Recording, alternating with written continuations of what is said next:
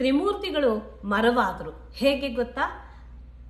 ಅದೊಂದು ಕಾರಣ ಇದೆ. ಪಾರ್ವತಿ ಮತ್ತು ಪರಮೇಶ್ವರರು ಒಂದು ಸುರತ ಕ್ರೀಡೆಯಲ್ಲಿ ತೊಡಗಿದ್ರು. ಆ ಸಮಯದಲ್ಲಿ ಅಗ್ನಿದೇವ ದೇವತೆಗಳನ್ನೆಲ್ಲ ಕರ್ಕೊಂಡು ಅವರಿದ್ದಲ್ಲಿಗೆ ಬಂದ.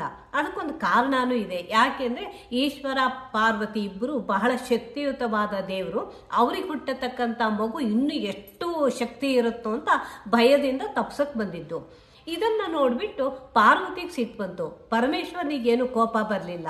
ಆಗ ಅವಳು ಎಲ್ಲ ಸಹಜವಾದ ಕ್ರಿಯೆ, ಇದು ಮನುಷ್ಯನಲ್ಲಿ ನಡೀತಕ್ಕಂಥದ್ದು, ನೀವೀಗ ಬಂದು ಇದಕ್ಕೆ ಅಡ್ಡಿಪಡಿಸಿದ್ರಿಂದ ಮರವಾಗಿ ಹುಟ್ಟಿ ಅಂತ ಹೇಳಿಬಿಟ್ಟು ಶಾಪ ಕೊಟ್ಲು. ಅದರೊಳಗೆ ಬ್ರಹ್ಮ ವಿಷ್ಣು ಸಹ ಬಂದಿದ್ರು. ಉಳಿದವ್ರಿಗೆ ಬಿಡಿ, ಬ್ರಹ್ಮ ಮುತ್ತುಗದ ಮರ ಆದ, ಮಹಾವಿಷ್ಣು ಅಶ್ವತ್ ಮರ ಆದ, ಹಾಗೆ ಪರಮೇಶ್ವರನು ಸಹ ಮರ ಆದ, ಆಲದ ಮರವಾದ. ಹೀಗೆ ತ್ರಿಮೂರ್ತಿಗಳು ಮರವಾದ್ರಿಂದ ಅದಕ್ಕೊಂದು ಪಾವಿತ್ರ್ಯತೆ ಬಂದ್ಬಿಟ್ಟು ನಾವು ಇಂದಿಗೂ ಆ ಮರಗಳನ್ನು ಆರಾಧಿಸ್ತೀವಿ, ಪೂಜಿಸ್ತೀವಿ. ಮರಗಿಡಗಳನ್ನು ಪೂಜಿಸೋದು ಯಾಕೆ ಅನ್ನೋದಕ್ಕೆ ಇದು ಒಂದು ಕಾರಣ.